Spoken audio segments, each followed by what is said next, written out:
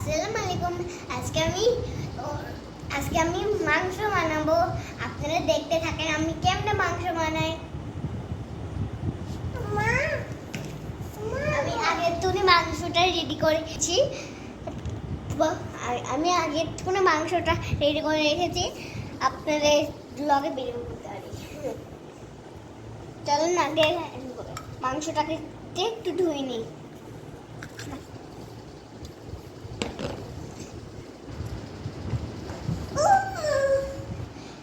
ধুয়ে নিতে হবে। ধুয়ে নিয়েছি। এখন আমি কড়াইতে তেল দিয়ে দেবো। এবার একটু কড়াইতে তেল দিয়ে দিয়েছি। এবারে এগুলো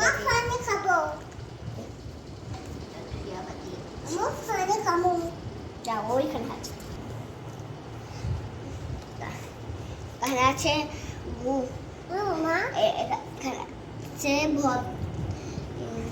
আদা, আর এখানে আছে গোলমরিচ, হলুদ, মরিচ গুঁড়া, চিনি, লবণ, তেজপাতা, গোলমরিচ,